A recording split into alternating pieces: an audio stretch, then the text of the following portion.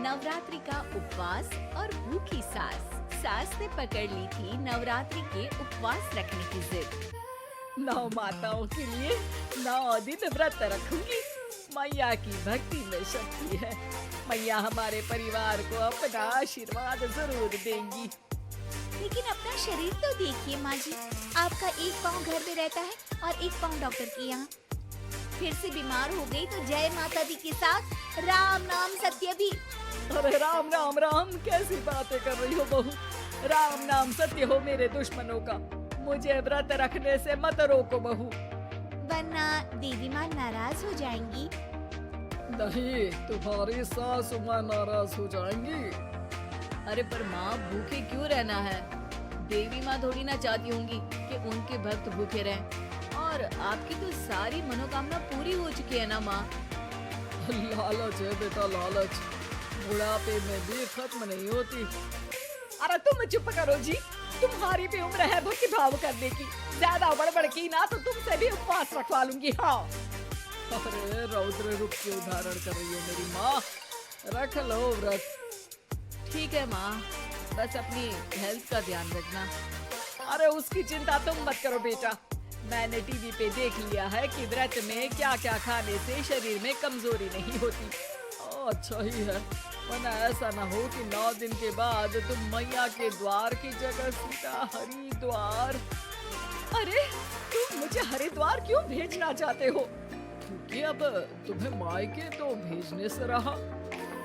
बाबूजी, क्यों माँ को परेशान करते रहते हो? अच्छा माँ, ये बता दो कि आपको व्रत में खाने के लिए क्या क्या चाहिए होगा? सास के सामने सब हार जाते हैं। माँ के कहे सामान को बेटा लेकर आता है। नवरात्रि का पहला दिन है। नाश्ता कर लो, स्वस्थ रहो, मस्त रहो। मेरा व्रत से ध्यान भंग मत करो। अच्छा ठीक है, ठीक है। भूख लगेगी तो मेरी तरफ मत देखना। आई बड़ी। तुम कोई खाना हो जो तुमको देखूंगी। आए बड़े। माँ जी, ये लीजिए आपका फरियाली मिक्सचर। इससे व्रत नहीं टूटेगा। अरे इतना सा? दिन भर भूखी रहने वाली हूँ, थोड़ा तो और ला दे। पर ये सब तो सपोर्ट के लिए होता है ना माँ जी, पेट भर के थोड़ी ना खाना होता है। करवा चौथ का व्रत नहीं रख रही हूँ जो कुछ ना खाऊं पीऊं। हाँ यार, ये तो मैंने सोचा ही नहीं। तुम इतने सारे व्रत रखती हो तो मेरे लिए करवा चौथ का व्रत क्यों नहीं रखती? अरे जुबान पे तुम्हारा नाम न रखूं, व्रत क्या खाक रखूंगी तुम्हारे लिए। माँ के कहने पर बहू और भी फरियाली ले आती है, जिसे खाकर माँ डकार मारती है। इतनी जोर से डकारोगी तो दुर्गा मैया भी डर जाएंगी। तुमने तो उनके शेर से भी तेज आवाज निकाल दी। अरे शेर के जैसा पंजाबी मारती हूँ मैं, देखना चाहोगे? तुम्हें पता है ना, व्रत रखते समय हिंसा वाली बातों से, विचारों से और बुरी चीजों से दूर रहना चाहिए। सही कहा, बुरी चीजों से दूर रहना चाहिए। इसीलिए तो तुमसे दूर जा रही हूँ, दूसरे कमरे में। सास ने कई सारी ऐसी चीजें खाई जिनसे व्रत ना टूटे। बहू, सब्र का फल मीठा होता है। इसका मतलब ये थोड़ी है कि तू मुझे शाम तक फल नहीं खाने देगी। माँ जी, 1 घंटे पहले ही तो आपने इतना सारा। अरे एक खाता ही बना ले, उसमें लिखा करे कि मैंने कितना खाया, कितना पानी पिया। अरे नहीं नहीं माँ जी, मैं अभी फल लेकर आती हूँ। जोर से बोलो। नहीं माँ जी, मैं फल लेकर आती हूँ। अरे ये नहीं, जोर से बोलो, जय माता दी। सासू माँ एक साथ बहुत सारे फल खा लेती है। माँ जी, इतनी जोर से मैं डर गई। अरे भक्ति की शक्ति की पुकार है। पुकार नहीं, डकार है। हाँ हाँ ठीक है, ठीक है। चिप्स और लेकर आना जरा, उससे भी व्रत नहीं टूटता। माँ जी, आज ही सब खत्म हो जाएगा, नाश्ते का ही टाइम है। अरे ठीक है ना बेटा, मैं अब कुछ खाऊंगी ही नहीं, तुझे इतनी तकलीफ है तो। नहीं नहीं माँ जी, मेरा मतलब था कि उपवास में सिर्फ इतना खाना चाहिए जितना शरीर के लिए सही रहे।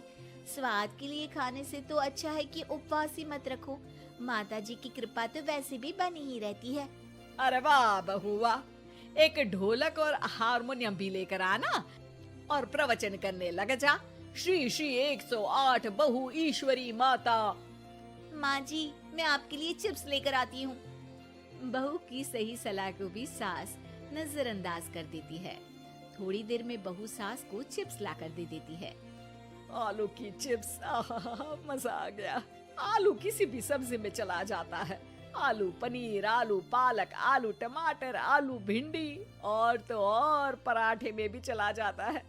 वैसे ही इंसान को भी हर स्थिति में आलू जैसा होना चाहिए। थोड़ी देर में वहाँ ससुर जी आते हैं। क्या चिप्स खा रही हो? अरे नहीं जी। दिख तो चिप्स ही रही है। अरे तो पूछ क्यों रहे हो? अरे गुस्सा क्यों हो रही हो? उपवास में गुस्सा नहीं करना चाहिए। और ऐसा तो है नहीं कि सिर्फ तुम उपवास करती हो, हमने भी तो किया होगा कभी। नहीं जी नहीं, तुम तो कर ही नहीं सकते।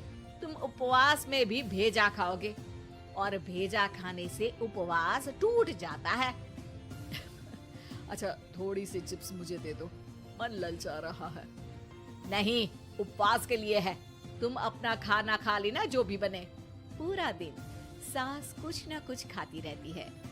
जैसे ही रात होती है, बस उपवास हो गया, अब मैं खाना खाऊंगी। जो दिन भर से खा रही थी उसको क्या बोलते हैं? बाबूजी क्यों माँ को परेशान करते रहते हो?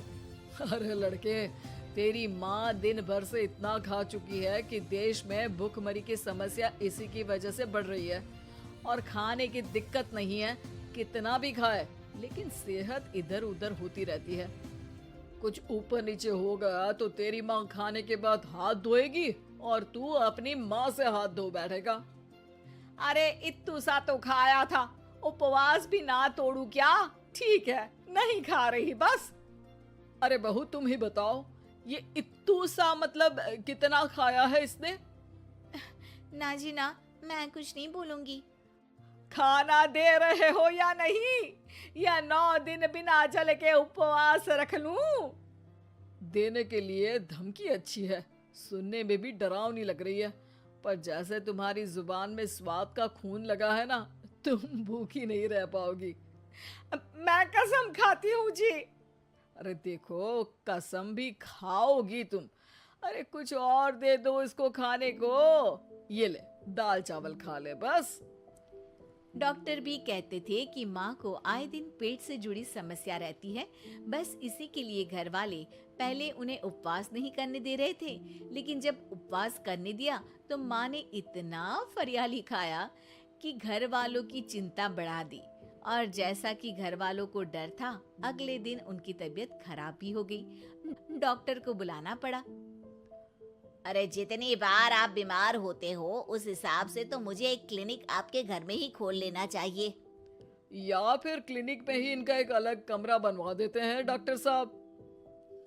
बाबूजी, पिताजी, मेरे जनक, क्यों हमेशा मजाक करते रहते हो? डॉक्टर साहब, माँ का पेट खराब है। क्या खाया था? जो मिला, जो दिखा, सब कुछ। अरे बस भी करो जी। बस तो तुमको करना था खाते वक्त। देखिए, खाना अच्छी बात है और उपवास भी आदमी को रखते रहना चाहिए, लेकिन तब जब शरीर लायक हो।